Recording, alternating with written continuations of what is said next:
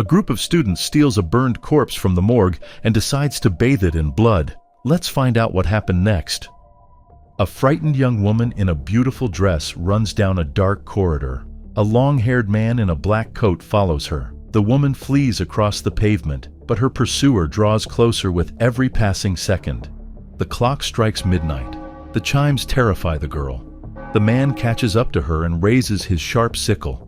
The girl tumbles down a large stone staircase, and the stranger descends after her.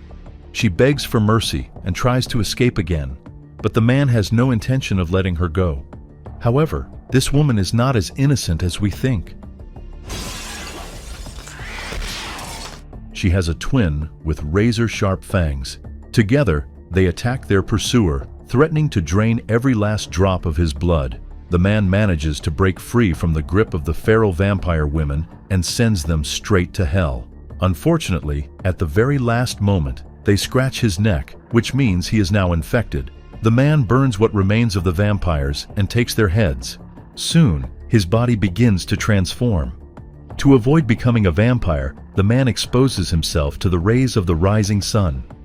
2 months later, Professor Lowell gives his students a lecture on life and death at the New Orleans College, and afterward relaxes at a local pub with his friends Kenny and Tanya, as well as his beloved girlfriend, Elizabeth. Lowell is disabled and unable to walk on his own. On top of that, he suffers from asthma. The man isn't sure he has much time left. Elizabeth heads out for her night shift. She works at a morgue. That night, they bring in the body of a man who died in a fire. It turns out someone had tied him to a cross in the middle of the town square and set him on fire. Naturally, the body looks rather gruesome. Elizabeth immediately begins the medical examination. She's startled to find that the victim's internal organs are completely white, as if they had never contained blood at all. Her colleague, Luke, finds this suspicious and asks Elizabeth to check the man's mouth. Suddenly, a fang appears and wounds Elizabeth.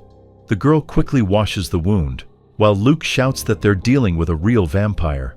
Elizabeth calls Lowell to tell him what happened at work, but a story like that is hard to believe. Meanwhile, Father Uffizi hurries to the morgue. He is the Vatican priest we saw at the beginning of the film. His mission is to eliminate the vampire. A phone rings in the morgue. Luke picks it up, and an unknown caller offers the students $30 million for the charred body that has just been delivered. Luke and Elizabeth decide that money and the chance to uncover the secret of eternal life are far more tempting than medical ethics. The youngster quietly smuggles the vampire's corpse out of the morgue, replacing it with the remains of another person who had also died in a fire. Before long, Father Uffizi arrives at the morgue, demanding that Elizabeth show him the body that arrived an hour earlier. While the priest examines the wrong body, the girl slips away with Luke. Father Uffizi pours holy water over the blackened corpse, but nothing happens. Realizing he's been deceived, the priest storms out of the building in a fury. Elizabeth and Luke drive off with the vampire's body. The girl, however, can't shake the unease over the wound on her finger. She begins to have hallucinations. The friends narrowly avoid a car accident, and Luke takes the wheel. Elizabeth calls Lowell again. The professor doesn't trust the mysterious buyer and advises her to bring the body to his 2-story country estate. There, Luke and Elizabeth fill a massive tub with blood in an attempt to revive the vampire. Soon, Tanya and Kenny join them. Being medical students, obtaining large quantities of blood is not a big deal for them. Lowell oversees the entire process. They bind the vampire's hands and feet, lift him up, and lower him into the tub, but nothing happens. The group decides to pull the body out, as the bloodbath seems to have no effect. Suddenly, the vampire bursts from the tub, grabs Tanya, and drags her to the bottom. The friends try to save the girl, but a powerful blow sends her flying out the window. The vampire attacks the others, shatters the tub, and breaks free. Just then, a man armed with a light cannon and a shower hose bursts into the mansion. Light and water stop the vampire in his tracks. This man's name is Eric. He's the one who called the morgue to buy the charred body. The vampire is rinsed clean of blood, instantly becoming as weak as a child. Sadly, Tanya can't be saved. The students dig a large grave near the estate for their friend.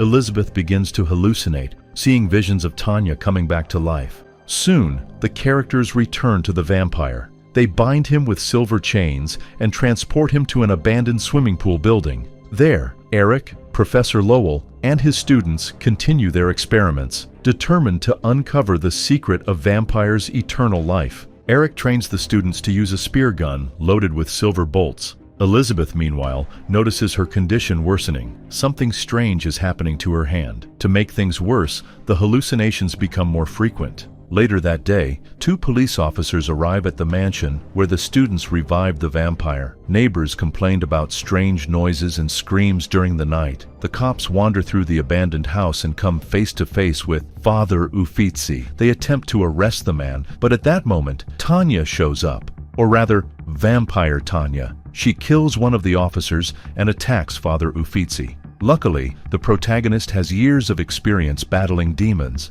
and he swiftly sends the vampire straight back to hell. The surviving officer is horrified by what he's witnessed. Unfortunately, his partner's body must be burned to prevent him from returning as a vampire. Meanwhile, the students continue studying the astonishing properties of vampire blood. Luke heads to a church to collect holy water. Elizabeth is tasked with drawing a sample of the vampire blood for the next experiment. The vampire informs the girl that he is none other than Dracula himself. Whoa. After saying this, he obediently offers her his neck. Lowell shows the others his blood test results. His muscle fibers are gradually deteriorating, but vampire blood reverses the process, replacing damaged cells. That's the perfect cure. There's just one problem. When these cells come into contact with holy water, they burn as if set on fire. The students argue heatedly, unsure what to do next. Luke scatters some kind of seeds across the floor around the vampire and throws white nets over him. These are anti-vampire charms he read about in a book. Elizabeth tells her friend that she's willing to do anything to save her beloved Lowell and begs Luke not to do anything reckless. Father Uffizi finds out that some young man has been collecting large amounts of holy water at the local church and realizes he must be connected to Dracula. We see the priest flogging himself with a whip. It's definitely not for pleasure. Do you remember that he was infected with vampirism during his monster hunt? The lashes and burns from sunlight help him fight the disease and keep from turning into a vampire. Also, Father Uffizi must first absolve Dracula of all his sins before eliminating him.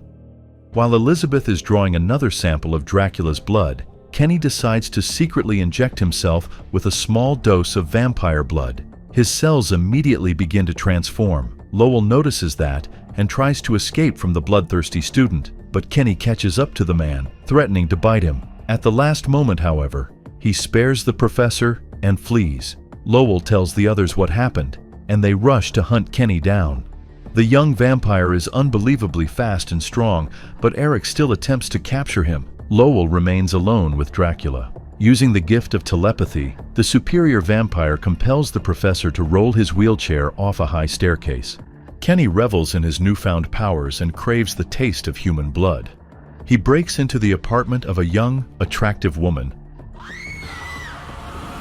Luke and Elizabeth return to Dracula and find Lowell unconscious. The professor has suffered a severe injury from the fall.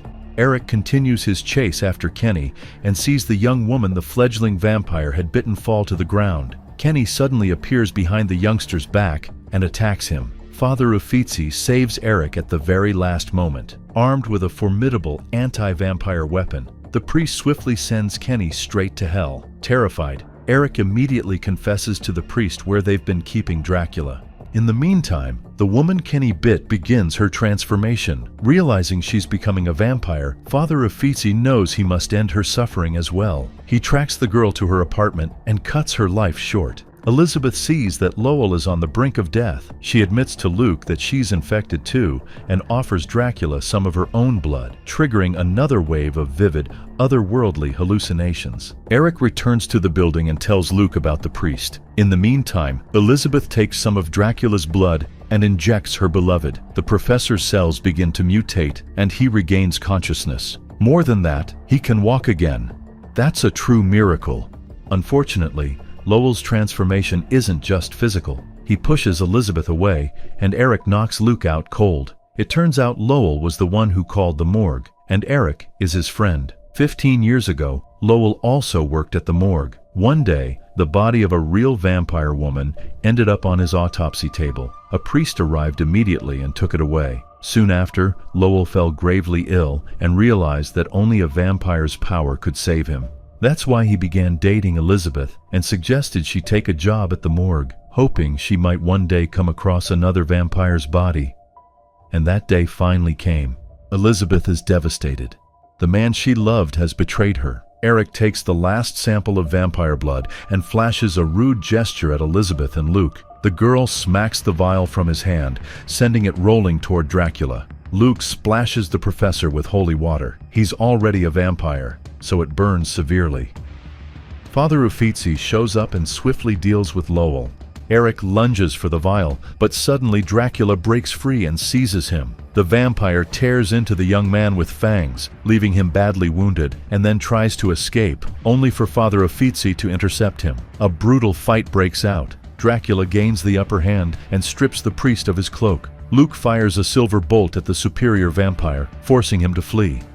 Father Uffizi examines Elizabeth closely and tells Luke she's badly infected, but not beyond saving if they can get her into sunlight. At that moment, a horribly disfigured Eric, who is also turned into a vampire, attacks the priest. A bottle of holy water ends that threat. Father Uffizi takes off in pursuit of Dracula, while Luke and Elizabeth try to make for the sunlight. Unfortunately, it's too late. The girl shoves her friend away, completes her transformation into a vampire, and walks off into the shadows.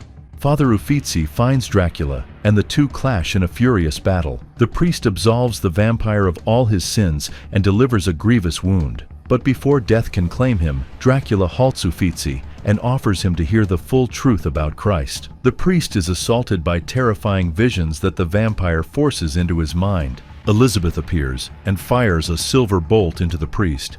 The man falls to the ground. Dracula leaves with Elizabeth at his side. Father Uffizi vows that one day he will find him. The vampire replies that he will be waiting for that day.